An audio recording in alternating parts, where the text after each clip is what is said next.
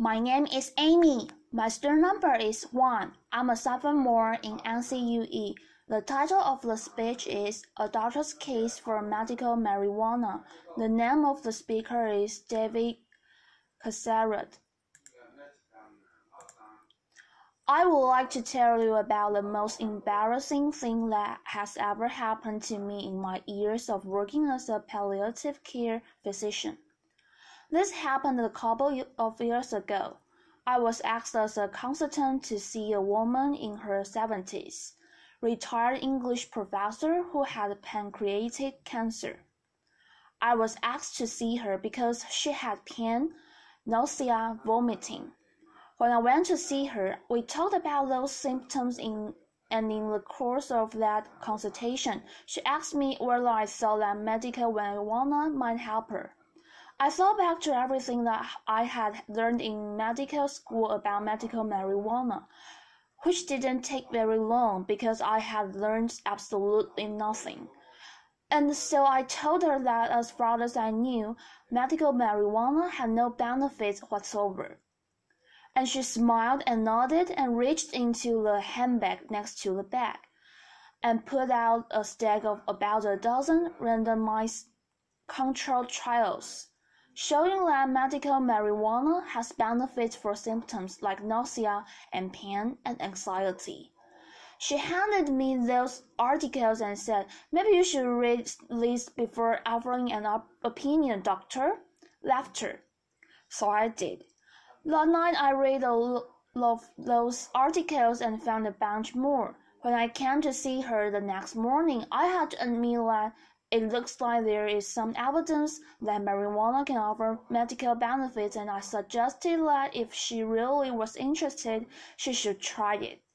You know what she said? "This 73-year-old retired English professor?" She said, "I did try it about 6 months ago. It was amazing. I've been using it every day since. It's the best drug I've discovered. I don't know why it took me 73 years to discover this stuff. It's amazing." Laughter. That was the moment at which I realized I needed to learn something about medical marijuana because what I was prepared for in medical school bore no relationship to reality. So I started reading some articles. I started talking to researchers, I started talking to doctors, and most importantly, I started listening to patients. I ended up writing a book based on those conversations. A lab really revolved around 3 surprises. Surprises to me, anyway. One I already alluded to, that there really are some benefits to medical marijuana. Those benefits may not be as huge or astounding as some of the most avid proponents of medical marijuana would have us believe, but they are real. Surprise number 2. Medical marijuana does have some risk. Those risks may not be as huge as scary as some of the opponents of medical marijuana would have us believe. But there are real risks, nonetheless.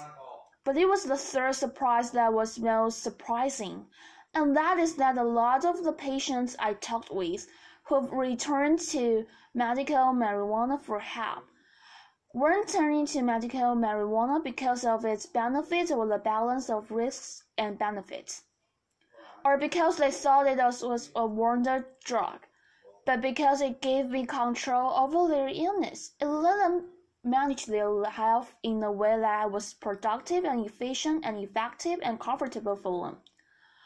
To show you what I mean, let me tell you about another patient.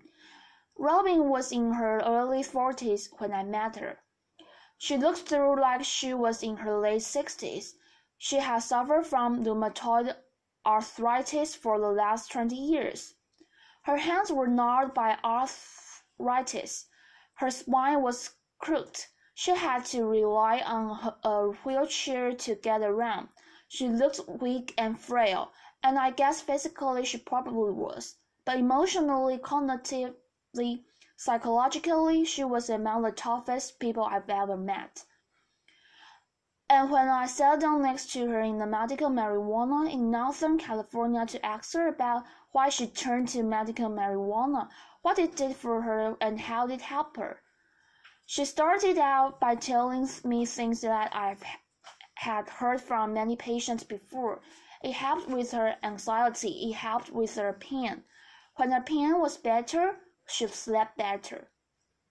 And I'd heard that before, but then she said something that I'd never heard before, and that is that it gave her control over her life and over her health. She could use it when she wanted, in the way that she wanted, at the dose or frequency, and that worked for her. And if it didn't work for her, then she could make changes. Everything was up to her. The most important thing that she said was she didn't need anybody else's permission. Not a clinic appointment, not a doctor's prescription, not a pharmacist's order. It was all up to her. She was in control. And if that seems like a little thing for somebody with chronic illness, it's not at all. When we face a chronic serious illness, whether it's rheumatoid arthritis or lupus or cancer or diabetes or cirrhosis, we lose control. And note what I said. When, not if. All of us at some point in our lives will face a chronic serious illness, and that causes us to lose control. We'll see our function decline. Some of us will see our cognition decline. We'll be no longer able to care for ourselves, to do the things that we want to do. Our bodies will betray us, and in that process, we'll lose control, and that's scary. Not just scary, that's frightening. It's terrifying. When I talk to my patients, my palliative care patients, many of whom are facing illness that will end their lives, they have a lot of being frightened of pain, nausea, vomiting, constipation, fatigue, their impending mortality. But what scares them more than anything else is this possibility that at some point, tomorrow or a month from now, they're going to lose control for their life, of their lives, health, of their health care, and they're going to become dependent on others, and that's terrifying. So it's no wonder really that patients like Robin, who I just told you about, who I met in that clinic, turn to medical marijuana to try to claw back some semblance of control. How do they do it though? How do these medical marijuana dispensaries like the one where I met Robin? How do they give patients like Robin back the sort of control that they need? And how do they do it in a way that mainstream medical hospitals and clinics, at least for Robin, weren't able to? What's their secret? So I decided to find out. I went to the city clinic in Venice Beach in California and got a recommendation that will allow me to be a medical marijuana patient. I got a letter of recommendation that would let me buy medical marijuana. I got that recommendation illegally because I'm not a resident of California. I should know that. I should also note, for the record, that I never used that letter of recommendation to make a purchase. And to all of you DEA agents out there, laughter, love the work that you're doing, keep it up. Laughter, even though it didn't let me make a purchase though, that letter was priceless because it let me be a patient. It let me experience what patients like Robin experience when they go to a medical marijuana dispensary.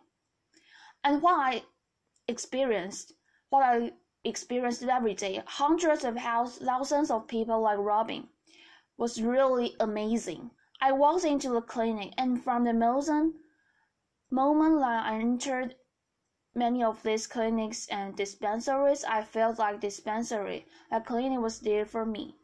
There were questions at the outset about who I am, what kind of work I do, what my goals are in looking for a medical marijuana prescription or product, what my goals are, what my preferences are, what my hopes are, how do I think, how do I hope this might help me, what am I afraid of. These are the sorts of questions that patients like Robin get asked all the time. These are the sorts of questions that make me confident that the person I'm talking with really has my best interest at heart and wants to get to know me. The second thing I learned in those clinics is the availability of education from the folks behind the counter, but also education from folks in the waiting room. People I met was more than happy as I was sitting next to them. People like Robin to tell me about who they are, why they use medical marijuana, what helps them, how it helps them, and to give me advice and suggestions. Those waiting rooms really are a hive of interaction, advice, and support. And third, the folks behind the counter. I was amazed at how willing those people were to spend sometimes an hour or more talking me through the nuances of the strain versus that strain, smoking versus vaporizing, edibles versus tinctures. I'll remember without me making any purchase whatsoever. Think about the last time you went to any hospital or clinic and the last time anybody spent an hour explaining those sorts of things to you. The fact that patients like Robin are going to these clinics, are going to these dispensaries and getting that sort of personalized attention and education and service really should be a wake-up call to healthcare system. People like Robin are turning away from mainstream medicine, turning to medical marijuana dispensaries, because those dispensaries are giving them what they need. If that's a wake-up call to the medical establishment, it's a wake-up call that many of my colleagues are either not hearing or not wanting to hear. When I talk to my colleagues, physicians in particular, about medical marijuana, they say, oh, we need more evidence, we need more research into benefits, we need more evidence about risk. And you know what? They're right. They're absolutely right. We do need much more evidence about the benefits of medical marijuana. We also need to ask the federal government to reschedule marijuana to Schedule 2, or to deschedule it entirely to make that research possible. We also need more research into medical marijuana's risks. Medical marijuana's risks, we know a lot about the risks of recreational use.